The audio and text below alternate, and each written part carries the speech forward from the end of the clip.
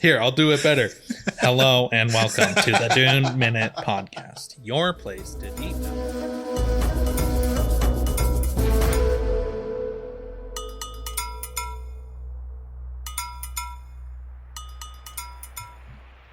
Hello and welcome to the Dune Minute Podcast, your place to deep dive minute by minute into the cinematic adaptations of Frank Herbert's world of Dune. I'm one of your hosts, John. And I'm Zach. I was drinking something. You should have told me if you were ready or not. No, we're good. All right, cool. Keep it in. Today we're going to dive into the fourth minute of the 2021 Denis Villeneuve epic Dune Part 1. This minute starts with the shot of the transport ships that we were talking about at the end of last week's episode, or yesterday's episode, in orbit above Arrakis. And this is kind of what I was alluding to at the end of last episode, where what we thought was huge, being the, transport ships 5 legions wide, are so tiny compared to the planet itself and just, the scale of everything. I'm going to talk about the scale. It's going to get annoying. I'm sorry, but this movie just does such a good job. Honestly, all of Denis' movies do a really good job. His Blade Runner adaptation does a fantastic job. Yep. Arrivals does a fantastic job of the scale of the ships that show up there. The ships from Arrivals look very similar to the ships we see in this movie. Yeah. I'm here for it. Just inject it right into my veins. Chani goes on to ask, who will our next oppressors be? And as we talked about, the relationship between the Fremen and the Landsrat is tenuous at best. So for her to be pessimistic about the next stewards of Arrakis, for her to be pessimistic is the right way of thinking, honestly. As soon as she asks, we get our title screen, Dune Part 1. And man, what an intro. 3 minutes, 13 seconds of exposition before title.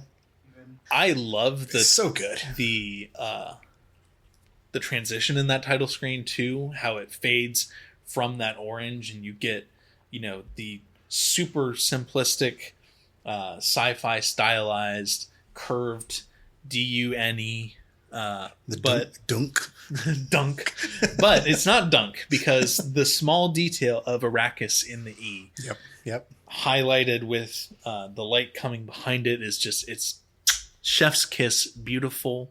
I love it. I think whoever was the designer of the logo and honestly just all of the artistic elements of this film, I cannot give enough praise to. Yeah, absolutely. I totally agree, man. They're so good. I mean, as we go on through this movie, I will be talking, a lot about just graphic design stuff and all the small details that may or may not be mentioned in the book, but just make it so much better.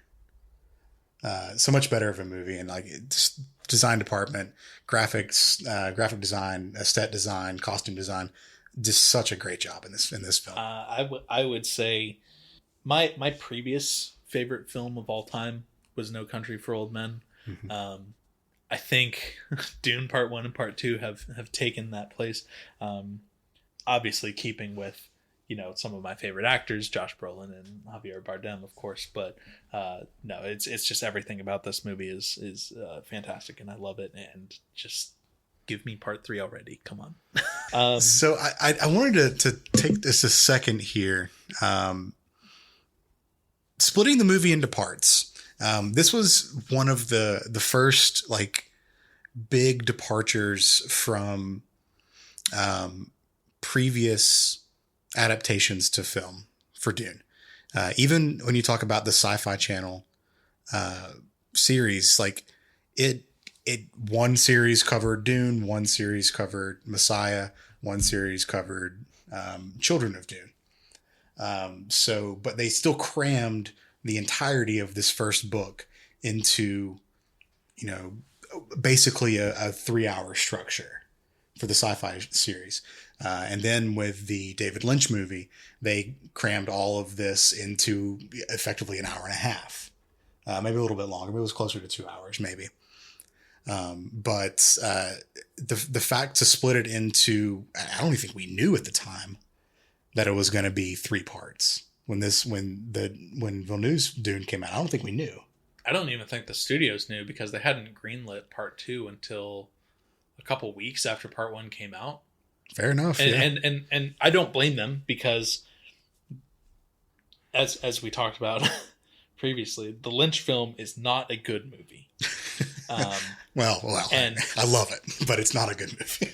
And Dune is not as easy to adapt for mass market as the series that stole from it, Star Wars, or any other sci-fi. But I think the studios wanted to see how successful part 1 was going to be before they decided to commit another $200 and something million to the production. Yeah. Which, a side note,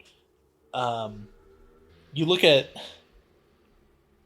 the costs of other films and stuff, and you compare them to the cost of Dune Part 1 and Dune Part 2, and it's like, where is all the money going on those other projects? Because they don't look as good, they don't write as well. Whoever's in charge of making sure that every cent of the budget for the Dune adaptations, whoever's in charge of that is really making sure that every penny is truly getting used to the maximum amount. Oh, absolutely. Yeah. I think it was going back to the splitting of the movies up, I think it was a great idea. I'm glad they did it. Mm-hmm. The parts where they cut at least the first and second movies, when they cut them up, it makes total sense. Those are pretty much the different books or sections within the first book. So yeah, I think it was a gamble for sure.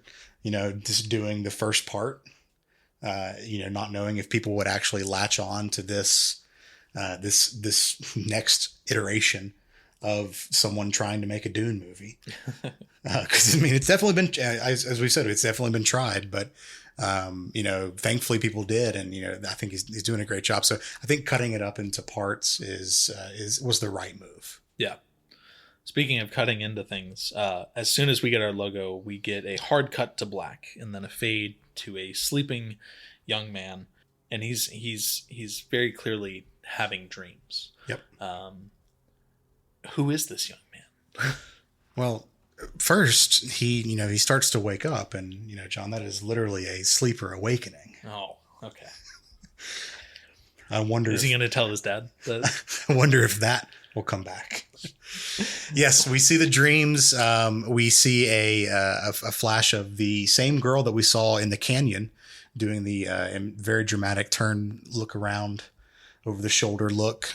So this is someone who we will come to know as Paul Atreides. Side note, I just love how you have, and it's not just Dune. Like, you see this with other, pieces of literature and film.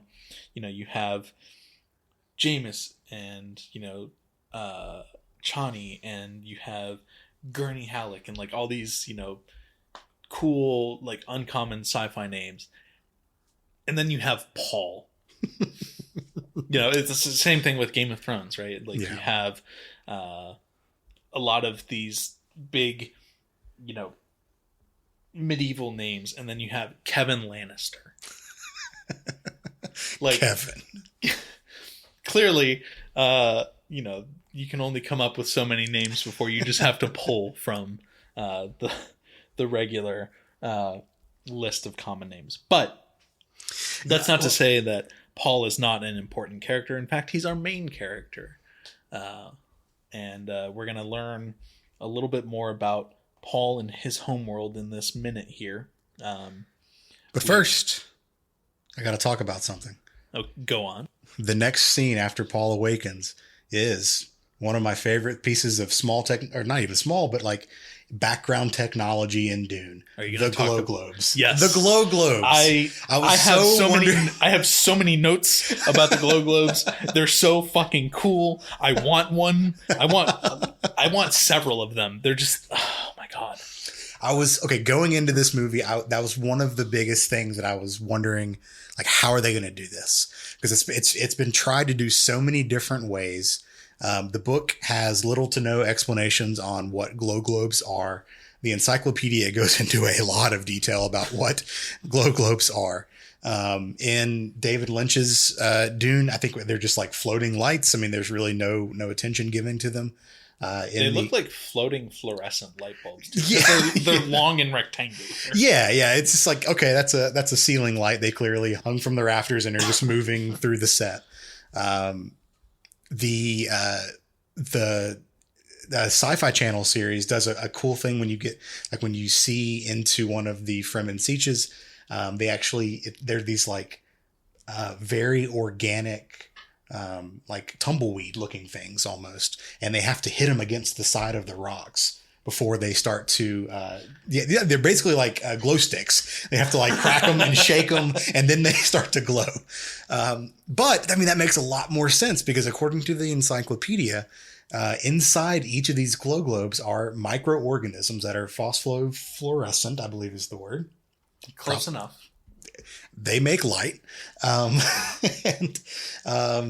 it's like little living things inside these globes. They're just fucking putting in the work. And the unsung heroes. It's really not getting a lot of attention or praise or anything. I just think that we should take the time to celebrate them because they are a wonderful piece of technology in this universe. And glow globes are awesome. Glow globes themselves get 10 Shai Hulud out of 10 Shai Hulud. Yes, absolutely. And I will defend that until the end of time. No, I really love how they just hang out and they just go with. One thing I would like to point out too is so when we cut to Paul and he is asleep and waking up,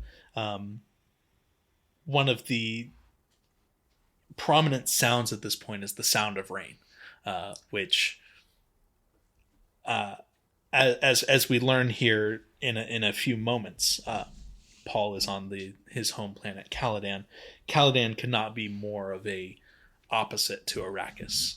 It is a planet of oceans and weeks long rainfalls, and honestly, personally, I would love to live there because I just love when it's just to other people super shitty weather outside. So I'm kind of jealous of that world that he lives on. You're like a heavy Portland.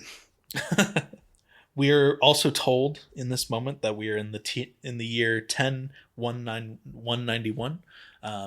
But correct me if I'm wrong. We are way farther in the future than 10191. This is just a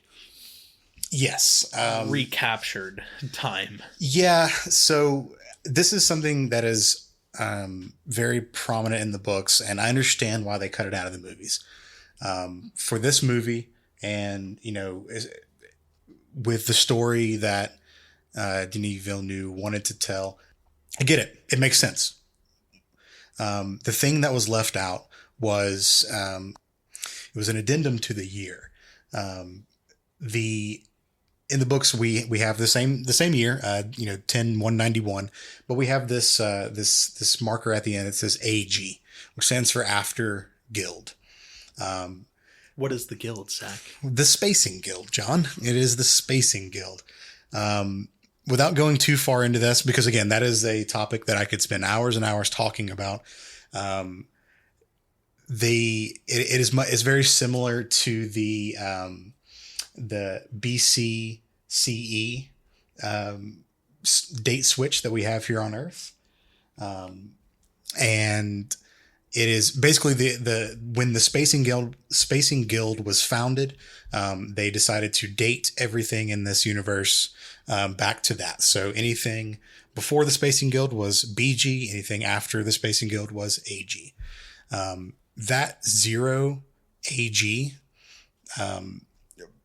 point is something like 20,000 years into our current future.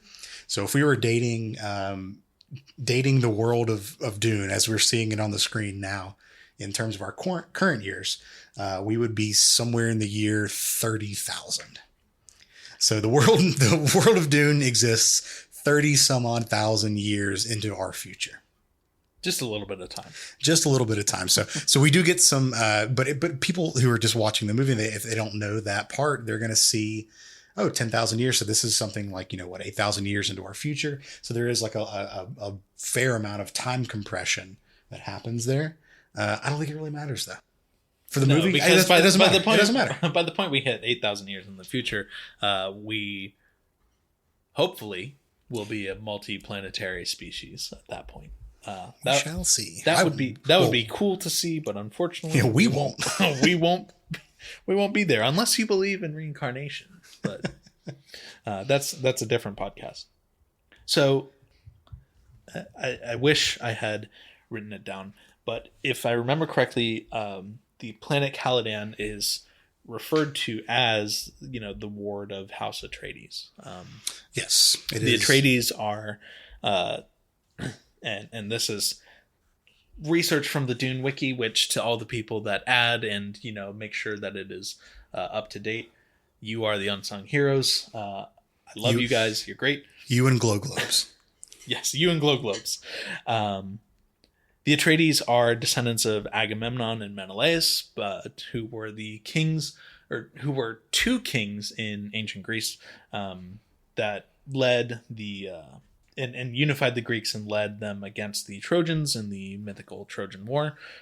I believe House Atreides makes a claim that they are truly descendants of Agamemnon and Menelaus, but I don't know the extent of that. They make that claim, and this is all being pulled from the encyclopedia. This history is not contained within Frank's books, but yeah, the encyclopedia. The entry on House Atreides says they make that claim, but obviously that there's nothing to back that up. The earliest records go back to, it's I think like in the year 2000 or something BG or AG, sorry, where there was someone, I think it was Pelos Atreides, Pelos. I didn't see that name when I was researching. Yeah, I was flipping through the encyclopedia earlier today on Atreides, and I remember seeing that. So there is a timeline where it is like factual. Atreides house history can be traced back to this one point, but the family mythos goes back to ancient Greece, our ancient Greece. So they've been around a while. Yes. So Paul is sleepily shuffling his way through the house. And we see him at the breakfast table with a woman who simply says to him, "It's good you're up early." I would like to make a note of something. This boy is not even awake yet. He is not up. Physically, he is up. Mentally, he is not present. I think that is an observation that you personally can identify with as one of the weirdos who springs out of bed in the morning. I think he's fully awake.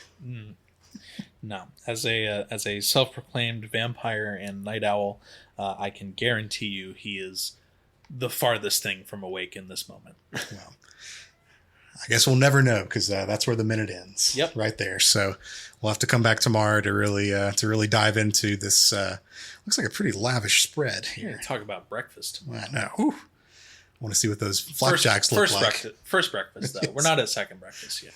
All right, cool. Well, you want to come back tomorrow and talk about the minute number 4? 5. Minute number 5. We're in minute number 4 right now, so. This is way too early for me to start getting confused on the minutes. I know. Don't worry, I'm keeping track for you. Okay, good. But yeah, we'll see you guys tomorrow. Talk about some breakfast. All right, see you.